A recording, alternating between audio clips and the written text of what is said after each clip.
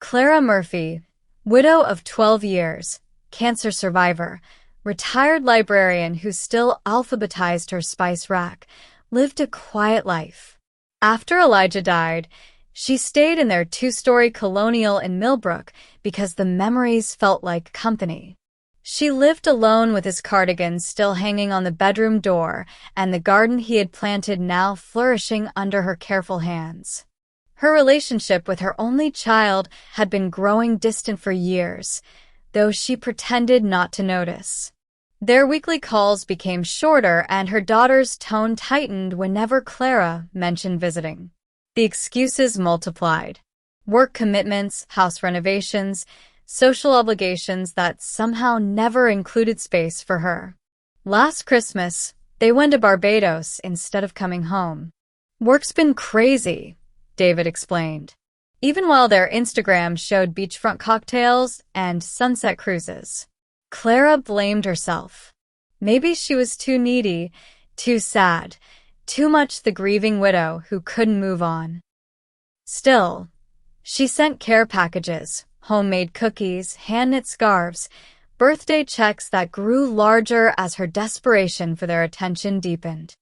She became the grandmother who waited by the phone and saved newspaper clippings no one would read. What she never suspected, what no mother imagines, was how completely they had turned her love into money.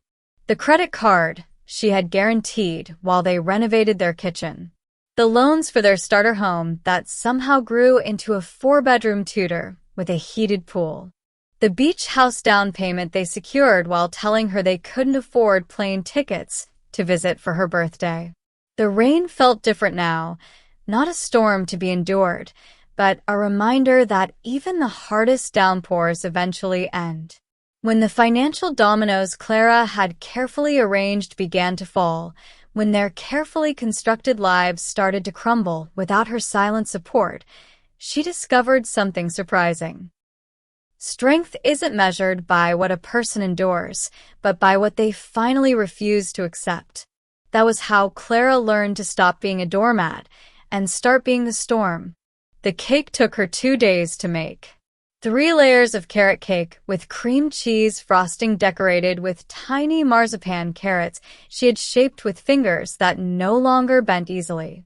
Each carrot took nearly 10 minutes, rolling the orange-tinted marzipan, pinching one end to a point, adding the tiny green stems. She made 24 of them, arranged in a circle on top, like a little garden. Tasha had loved carrot cake since she was 7, ever since she declared at her birthday party that chocolate was too obvious. Clara had risen before dawn on baking day, laying out butter to soften while she grated carrots until her wrist ached. The recipe was her mother's, improved over decades with extra cinnamon and a touch of nutmeg. Elijah used to steal fingerfuls of frosting when he thought she wasn't looking. She always pretended not to notice. "You're driving all that way alone?" Jenny asked when Clara told her about the trip. Jenny stood on her side of the hedge that separated their driveways, shears in hand, gray curls escaping from beneath her gardening hat. They had been neighbors for 32 years, ever since Jenny moved in after her divorce. She had watched Tasha grow up, helped Clara care for Elijah in his final months, and brought casseroles when cancer left Clara too weak to cook. "It's not the Oregon Trail, Jenny. I'm taking the interstate." "That's not the point, Clara. The weather report says heavy rain all the way to Connecticut. And your knees." "My knees and I have come to an understanding," Clara said, carefully placing the cake carrier in the trunk nestled between 2 pillows to keep it from sliding. "They complain and I ignore them." Jenny sighed the way she always did when she knew arguing was pointless. "At least take your cell phone and call me when you get there." "Yes, Mother." Clara teased, though they were the same age. "Someone has to look out for you," Jenny muttered, turning back to her roses. Clara left at 4:30 a.m. Her overnight bag was packed with her good cardigan and the lavender hand cream Tasha used to love when she was small. The thermos of coffee beside her was still steaming, filling the car with the scent of French roast and the cinnamon she had sprinkled on top. The radio played softly, the oldies station that she and Elijah used to dance to in their kitchen. The rain started just outside of Millbrook, fat drops splattering against her windshield like the beginning of a confession. By the time she reached the state line, it had become a constant sheet of water, reducing visibility to the tail lights of the car ahead. Her windshield wipers struggled to keep pace, squeaking across the glass in a rhythm that matched the throbbing in her knees. "You should have listened to Jenny," she said aloud to herself, adjusting her grip on the steering wheel. Her fingers were already stiffening. The arthritis always got worse in damp weather. But she kept driving. 9 hours stretched ahead like a test of will. But what was a little rain and pain compared to the surprise on Tasha's face when Clara showed up at her door? She pictured it as she drove. Tasha's eyes widening, hands flying to her mouth. That little girl's squeal she sometimes still let out when she was truly delighted. "Mom, what are you doing here?" Tasha would say. And then the hug. The real hug Clara hadn't felt in longer than she cared to admit. The highway stretched before her, a river of asphalt vanishing into sheets of rain. Trucks sprayed walls of water as they passed, momentarily blinding her. She slowed to 55, then 50, leaning forward as if the extra inches might somehow help her see better. The cake sat secure in its carrier on the passenger seat. It was her physical expression of love and hope. At a rest stop in Massachusetts, Clara eased herself out of the car, wincing as her knees protested the movement. Inside the fluorescent-lit building, she stood in the bathroom, massaging icy hot into her joints. The strong medicinal smell mixed unpleasantly with the industrial air freshener. An attendant watched her with concerned eyes. "Long drive ahead?" the woman asked, handing her a paper towel. "About halfway there," Clara replied, attempting a smile that probably looked more like a grimace. "Weather's supposed to get worse," the attendant said. "You might want to wait it out." But waiting wasn't an option. Birthdays didn't postpone themselves, and she had timed her arrival just before the dinner Tasha had mentioned planning with a few friends. She hadn't told her she was coming, hadn't spoken to her at all in the 3 days since she decided to make the trip. The surprise was essential. It would cut through the formality that had crept into their relationship, bypass the careful scheduling and time limitations that now shaped their visits. Back on the road, Clara turned the heat up to fight the chill that had settled into her bones. The dashboard clock read 9:47 a.m. 5 more hours. Assuming the weather didn't slow her down further, she popped an ibuprofen dry, grimacing at the bitterness. To distract herself from the pain, her mind drifted to earlier birthdays. Tasha at 6, her face glowing with delight as she unwrapped the dollhouse Clara had spent months furnishing. Tiny hand-sewn curtains, miniature picture frames filled with family photos. Tasha at 12, blowing out candles on a chocolate cake shaped like a stack of books during her Nancy Drew phase. Tasha at 16, pretending the necklace Clara had saved months to buy wasn't exactly what she wanted, only to wear it every day for the next 2 years. When had things changed? When had her calls become interruptions, her visits obligations? When had her existence started to feel like an inconvenience, even an embarrassment?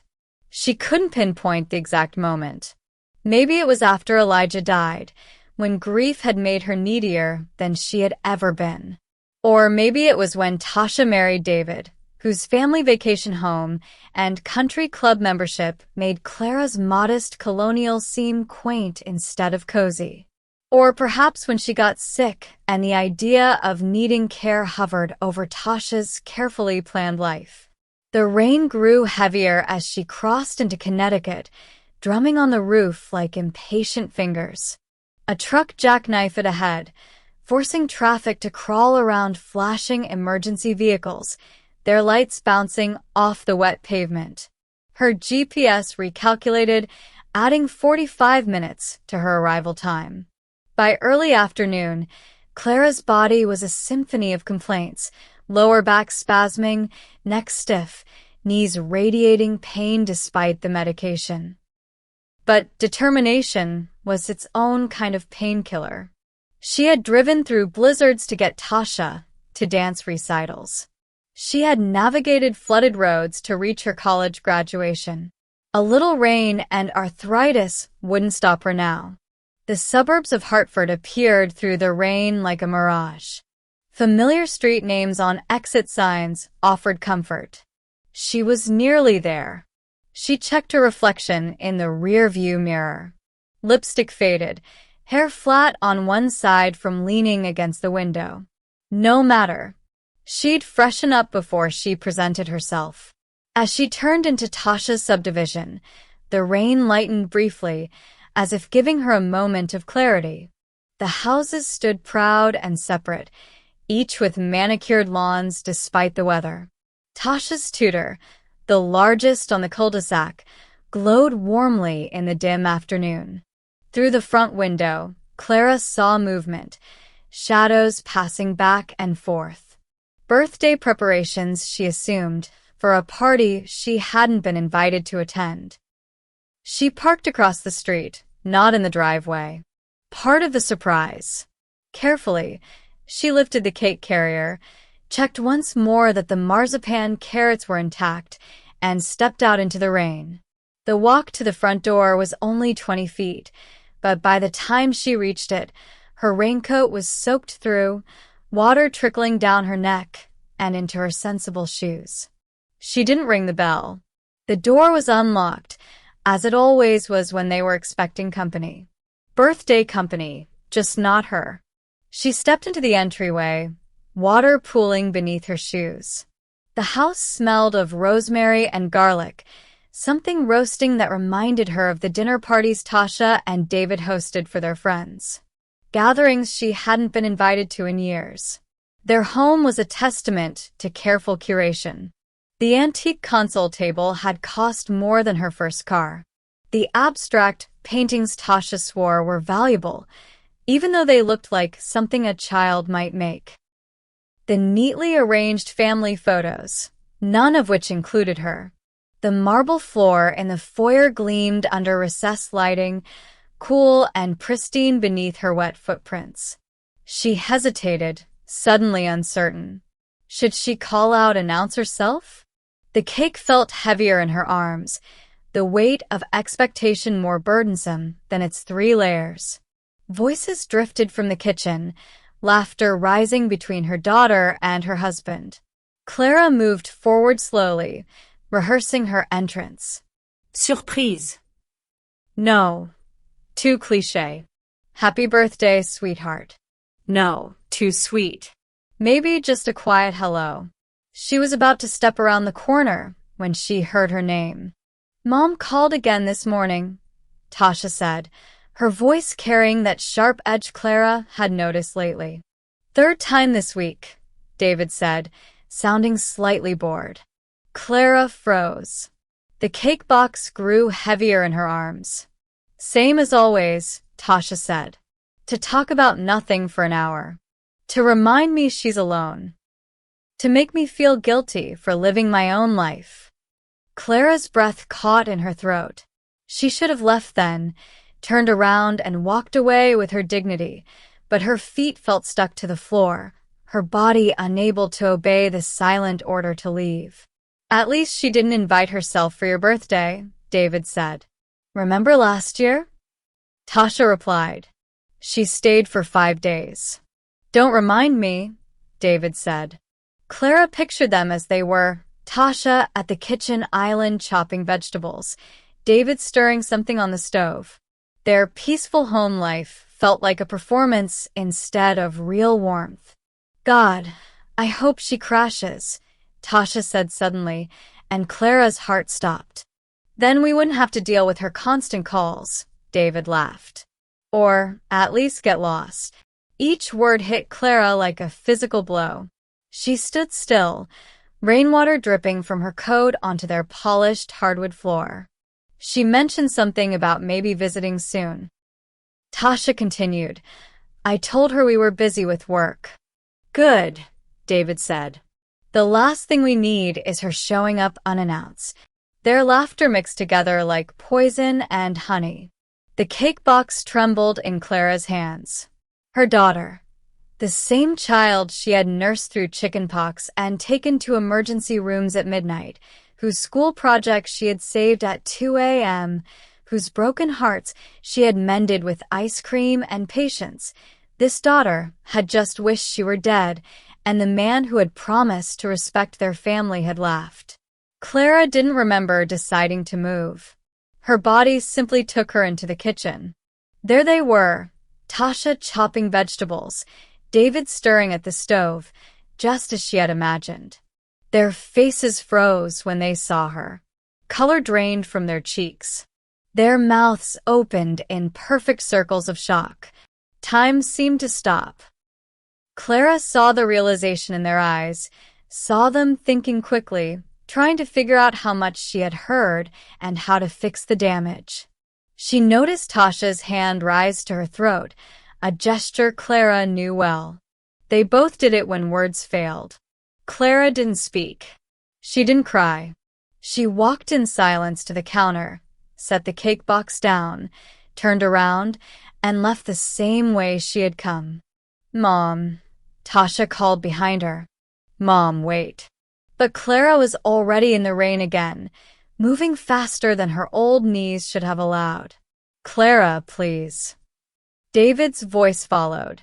We didn't mean. She closed the car door on their words. Her hands, now steady, turned the key in the ignition.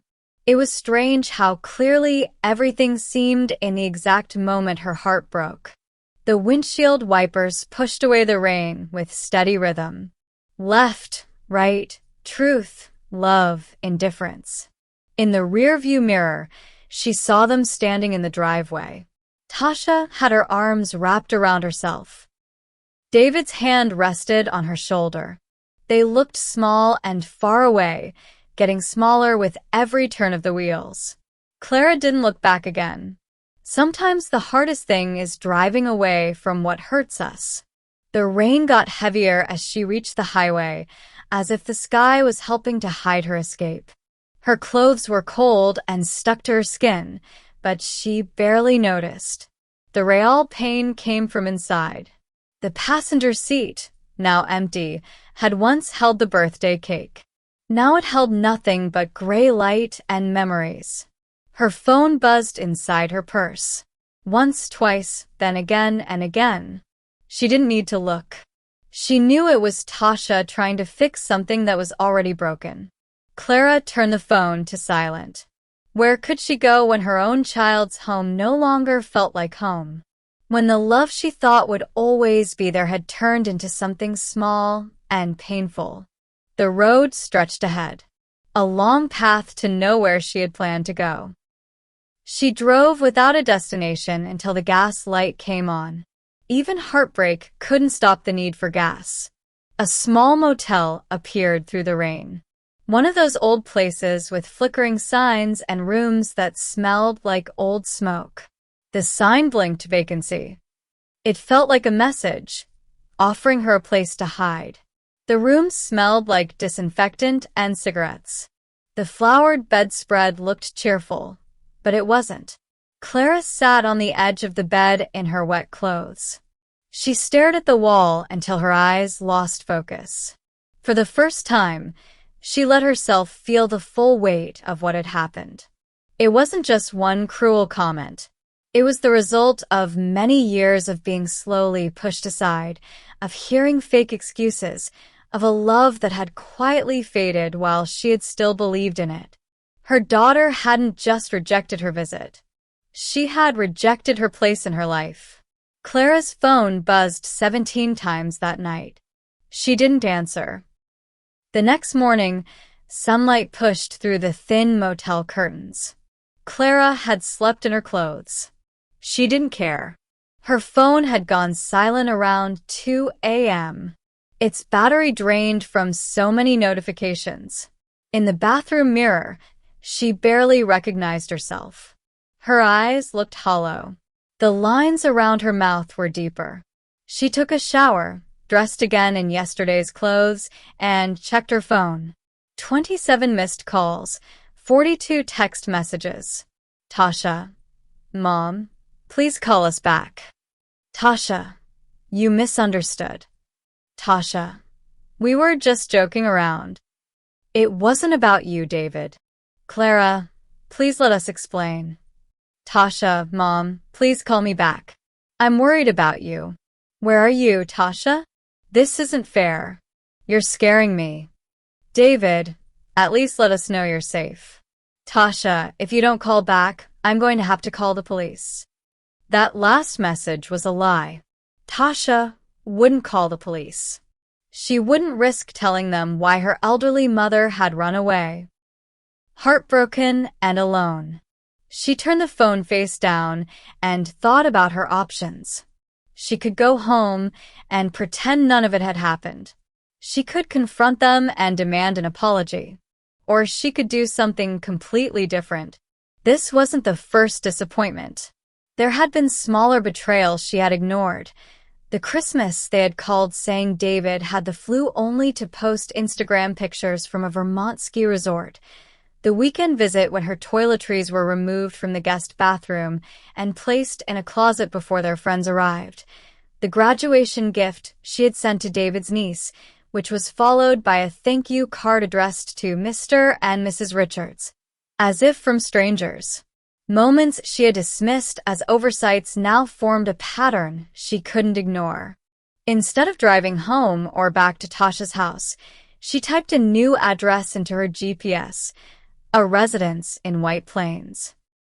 It was close enough for her to retrieve what she needed from home, yet far enough from Tasha to give her some space, a place where she could think without the weight of her routine. Her phone rang again. This time it wasn't Tasha or David. It was Jenny. Clara, thank God, Jenny said. I've been calling since yesterday. Are you all right? Jenny called me. She said something happened. I heard them, Jenny, Clara said. I heard my daughter say she hoped I would crash my car and die. There was silence for 3 full seconds. Where are you? Jenny finally asked. Heading to White Plains. Good. Don't go back there.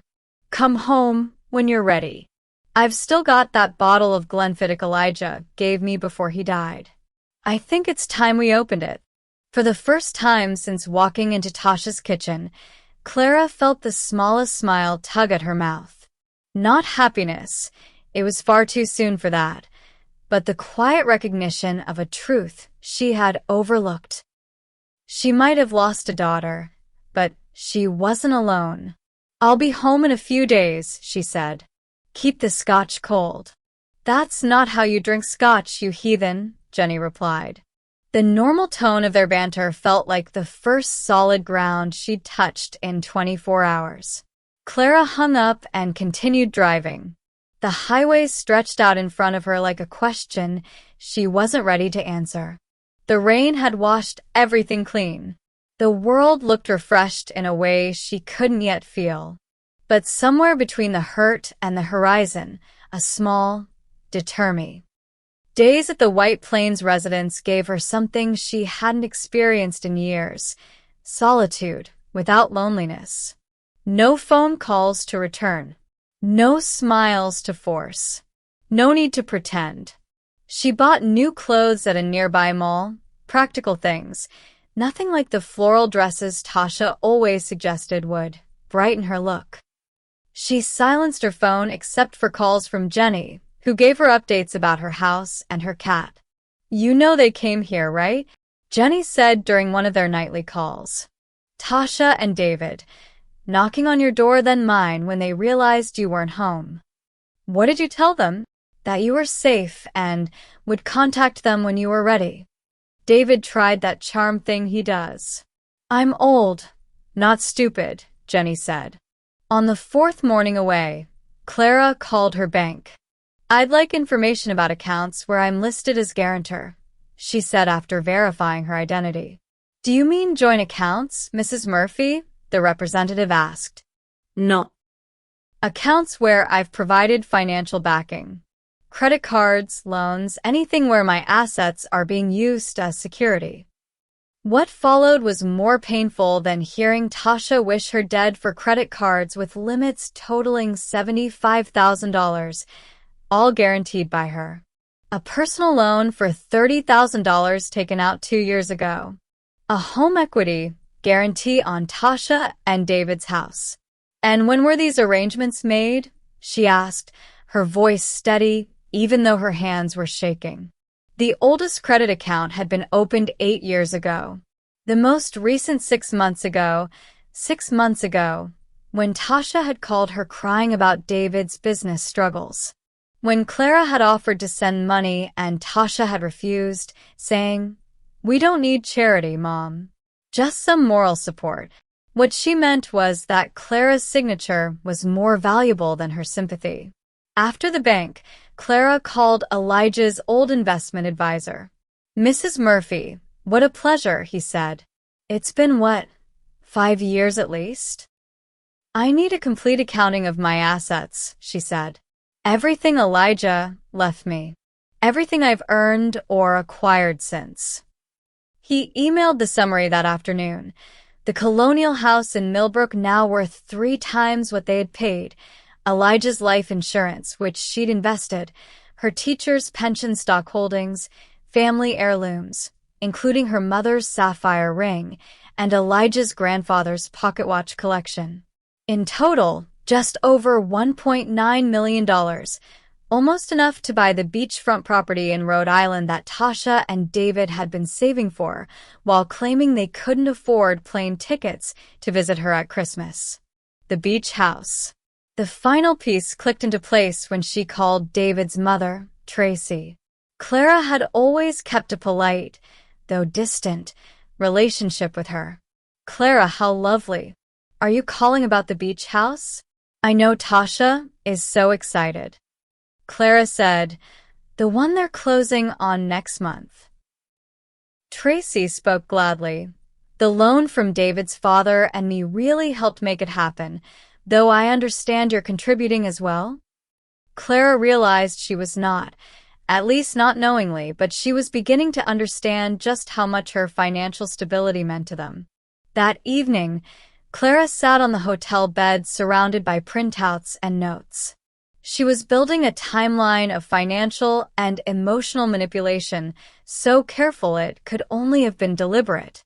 Every withdrawal from her emotional bank account matched a withdrawal from her financial one. Every canceled visit came with a new request for help. Every time they pushed her aside, they increased her place in their financial plans. She thought of Elijah and how carefully he had built their security, how proud he had been to leave her well provided for. "Take care of Tasha," he had said in those final days, "but don't let her take advantage of your heart." He had seen what she refused to acknowledge. In the hotel mirror, she saw not just a foolish old woman blind to betrayal, but the shadow of someone stronger. Someone who had raised a child alone during Elijah's military deployments, who had earned a master's degree at 40 while working full-time, who had faced cancer with more bravery than she now faced family pain. She made one final call that night to Mel McGill, her bridge partner of 15 years and the most ruthless estate attorney in 3 counties. "I need to see you," Clara said when Mel answered. "It's about my will." "Is this about Tasha?" Mel asked, always direct. Yes. "And about me?" "About time," Mel replied. "My office. Thursday, 10 a.m. When Clara hung up, she felt something unfamiliar, not the pain of betrayal or the hollowness of grief, but a cool, clear certainty. This wasn't about revenge. It was about justice, and it had to begin with the woman in the mirror. Mel's office had coastal views and furniture too uncomfortable for long visits. Like Mel herself, The space didn't invite weakness. At 72, she still colored her hair flame red and wore heels that added 3 inches to her tall frame. "You look different," she said instead of hello. "I am different," Clara replied. Over 2 hours, they rebuilt Clara's estate plan. The house on Maple Street, the investments, and all her assets would go to the Millbrook Women's Shelter, where she had volunteered after Elijah died. Her personal items would be given to friends with special gifts set aside for Jenny and other neighbors who had shown her real kindness. "And for Tasha?" Mel asked, pen poised. Clara thought for a moment. "My recipe box and my diaries, so she can read about the mother she pushed aside and the life she never cared to understand." Mel made a note. "Deliciously petty," she whispered. Next came the financial untangling. Mel's partner specialized in banking law. Together, they wrote letters to remove Clara's name as guarantor on Tasha and David's credit cards. Effective immediately. They also informed the mortgage company that Clara was taking her name off their home loan guarantee. They closed joint accounts Clara had forgotten existed and opened new ones in only her name. "They'll feel this in a few days," Mel's partner warned. "Their credit limits will drop, maybe to 0. Their loan terms may change." "I understand," Clara said, signing another form. "The beach house closing will almost definitely fall through without your backing," Mel added. Clara remembered Tasha's voice full of bitterness. "God, I hope she crashes." She thought of their laughter, the cold cruelty of people who saw her only as a source of money, not as a person. "So be it," she said. Before leaving Mel's office, Clara made one more call to Tracy Richards. "I wanted to let you know I've removed my guarantees from Tasha and David's accounts," Clara said without greeting. "I don't understand," Tracy replied. "What guarantees?" "The ones they used to get credit and loans, including the one for the beach house." Silence. "Clara, they told us you were giving half the down payment. That's why we agreed to loan them the other half." Clara laughed bitterly. "Well, I'm not and I won't be. I just thought you should know before the closing." That evening, back in her hotel room, Clara felt neither triumph nor guilt, but a strange, calm clarity. She ordered room service, luxury she rarely allowed herself, and ate while watching the sunset over the White Plains skyline. Her phone had buzzed all afternoon, calls from unknown numbers she suspected were David trying different phones to reach her. Finally, she answered one. "What have you done?" David's voice was tight with panic rather than concern. "Hello, David." "I'm well." "Thank you for asking." "The bank called," he said. "All our credit cards. They're saying the accounts are being restructured because you've removed your guarantee. The mortgage company, too." "And Tracy called about the beach house." "Yes, I spoke with her.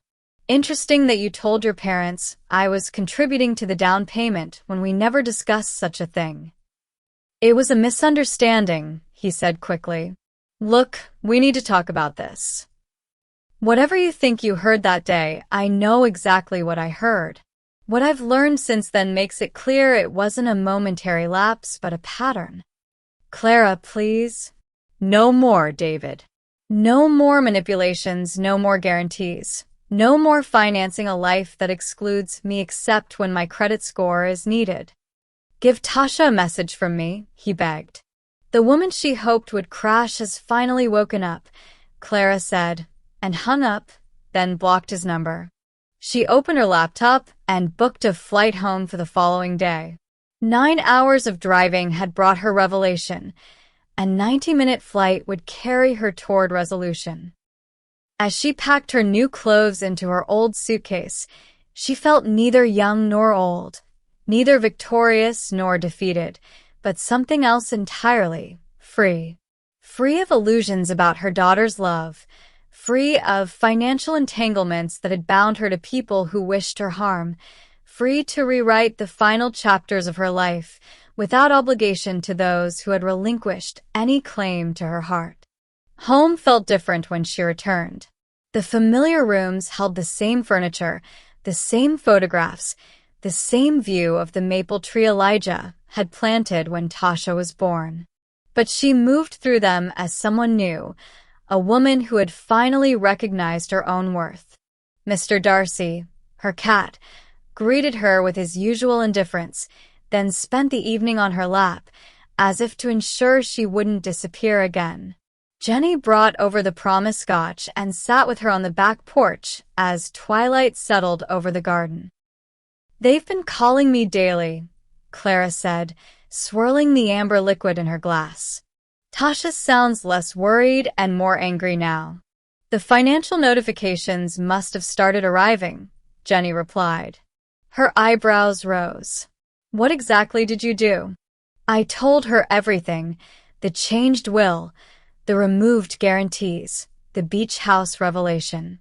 "Oh," Jenny said, raising her glass in silent toast. Elijah would be proud. The first letter arrived 3 days after Clara's return. Thick cream stationery. Tasha's precise handwriting on the envelope. Formal, in a way their relationship had never been. "Dear Mom, I don't know what's happening. You won't answer our calls. The bank says our credit limit has been reduced because you're no longer serving as our guarantor.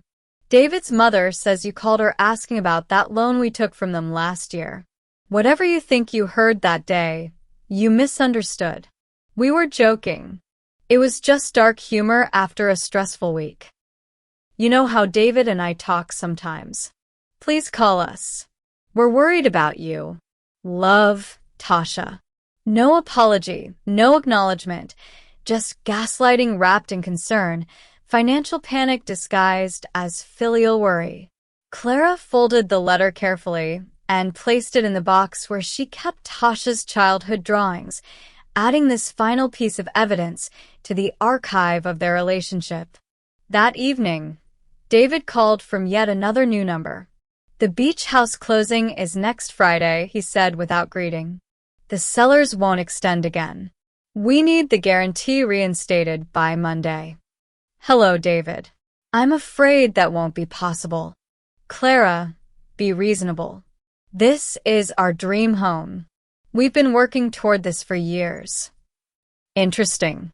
During those same years, you told me you couldn't afford plane tickets to visit for Christmas." Silence. "That was different. Travel during the holidays is expensive, and a $500,000 beach house isn't." "Goodbye, David," she said and hung up, feeling neither satisfaction nor remorse, just a quiet certainty that she was finally standing on solid ground. The next week brought escalating desperation. Daily letters from Tasha, each one less about reconciliation and more about financial urgency. Voice messages from David alternated between charm and thinly veiled accusations. Even calls came from their friends, people Clara had met briefly at functions where she had been introduced only as Tasha's mom, not by her own name. Suddenly, they all seemed concerned about her well-being. The mortgage company sent a formal letter requesting verification of her withdrawal as secondary guarantor. The credit card companies did the same. The paper trail of their financial house of cards arrived daily in her mailbox. Each envelope confirmed how thoroughly they had entangled her in their finances without her informed consent. On Wednesday, a text came from an unknown number. "Mom, please. We're going to lose the beach house. All that money down the drain. Is that what you want?" Clara didn't respond, but the message made something very clear. Even now, after everything, Tasha's concern was for the house, not for their relationship. Not once did her messages address the cruel words Clara had overheard, except to dismiss them as a joke she had misunderstood. On Friday morning, Clara met Sophia, Tasha's best friend since college, at a cafe in town. Clara had called her, not the other way around. Thank you for coming, Clara, Sophia said, settling with her coffee. She looked uncomfortable.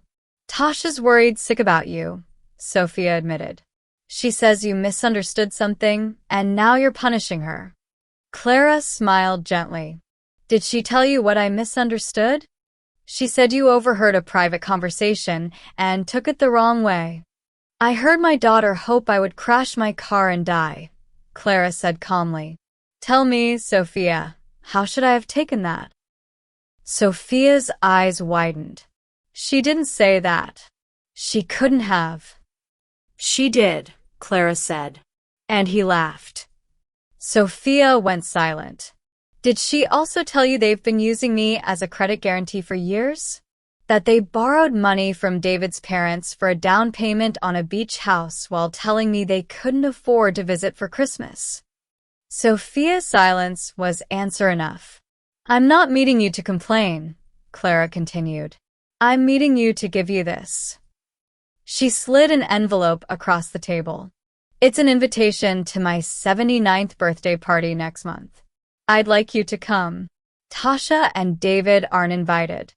As Sophia left visibly shaken, Clara felt neither vindication nor guilt, just the quiet certainty that truth once spoken creates its own justice. That afternoon, she received a text from Tracy Richards. The beach house closing has been canceled. I think you should know. They're blaming you to everyone who will listen. Clara texted back. Thank you for letting me know. I'm sorry they put you in this position. Tracy replied. Don't be. George and I are beginning to see them more clearly now. We should have listened to you years ago. Perhaps that was the first real victory, not the financial consequences Clara had set in motion, but this small acknowledgement that she hadn't been wrong all along. For weeks after leaving the cake, Clara received another call from Tasha. This time, she answered. Mom, finally. We've been so worried. Have you? You disappeared, Clara said. You changed your financial arrangements without telling us. You've been talking to our friends behind our backs. I heard what you said about hoping I'd crash and die, about wanting a weekend without my guilt trips. I heard you. That was just dark humor. It wasn't funny. Please, Mom. We want to fix our relationship. Then talk to me without mentioning money. Show me you respect me as a person, not just a credit line. You're punishing us financially. I'm holding you accountable for using me. If you can't accept that, we have no relationship. But we need the guarantees for the beach house. No, I won't be your bank anymore. They spoke until her phone battery died. Clara hung up without a final word and felt, for the first time in years, something deeper than victory. Peace. Outside her window, spring had arrived. Her maple tree was budding. Soon, its shade would cool the garden she had ignored last summer, too busy trying to keep alive a relationship that existed only in her own hope.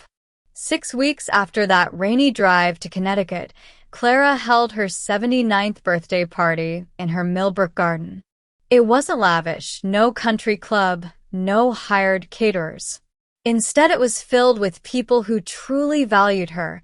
Jenny with her famous potato salad, Mel, flame-haired and fierce, her bridge club friends, her book group, and the women she volunteered with at the shelter. Sophia came too, choosing their honest conversation over decades of loyalty to Tasha. They ate a new carrot cake Clara had baked with ginger, orange zest, and cardamom, served on her best china. As Mel and Jenny toasted her courage, Clara looked around at her chosen family and felt warmth open in her chest. Messages still came from Tasha, less often now but just as manipulative. Mom, David's car needs repairs we can't afford right now. Clara didn't reply. Some lessons can only be learned through real experience, and Tasha's education in consequences was ongoing. Instead, Clara focused on rebuilding the life she'd paused while waiting for her daughter's approval. She rejoined the library board, signed up for watercolor classes, and volunteered at the shelter 3 afternoons a week, helping women rebuild lives of dignity, sharing her own story of love and betrayal. By autumn, Clara's blueberry bushes were taking root. She joined a hiking group for seniors. She baked new recipes of her own creation. She kept her shelter donation in her will but added a trust for her grandchild's education. Through Tracy, she learned Tasha and David had downsized to a smaller house, and David had taken a second job. Tasha had started selling real estate. Reality was giving them what her love had prevented, a chance to grow through adversity. In November, Sophia called with news. Tasha is pregnant, 3 months along. Clara sat with that for days before sending a proper card on fine stationery. I've heard your news. A child changes everything. Sometimes by presence, sometimes by absence. I wish you the wisdom to value what matters most. If you ever want a relationship based on mutual respect rather than financial entanglement, my door remains open with love. Tasha didn't respond. Some seeds take time to grow, if they grow at all. 6 months after the rainstorm, Clara sat in her kitchen writing her shopping list for Thanksgiving dinner. She had invited Jenny, Mel, and her shelter and hiking friends, her chosen family. Her phone rang with an unfamiliar number. Hello, Mrs. Murphy. This is Dr. Leland from Hartford Memorial. I have your daughter Tasha here. She's asked me to call you. Is she all right? She experienced some bleeding, but is now stable. We're keeping her overnight. The doctor's voice softened. She also asked me to tell you she's sorry, but only if you meant what you wrote in your card. Clara paused. True healing begins with honesty. I'll be there in 3 hours, she said. The drive to Hartford was nothing like the journey 6 months before. No rain, no cake, no anticipation of joy or devastation, just clear sunshine and the steady hum of her car. At Tasha's bedside, the moment their eyes met held years of hurt and a spark of new understanding. Tasha spoke of therapy, of learning why she'd resented Clara's calls, of realizing how entitlement had rooted itself in her life. She apologized sincerely, finally placing relationship above finance. Clara reached for her daughter's hand, feeling warmth and a fragile hope take root. Real healing. Clara continued her life of painting watercolors, hiking trails, and volunteering at the shelter. She kept her door open to her granddaughter-to-be, but demanded respect first. At 79, Clara learned love without respect isn't love at all. Some storms wash away what no longer deserves to stand. Her carrot cake batter, mixed with fresh ingredients, rose like her own resilience, proof that new beginnings could flourish even after the hardest downpour.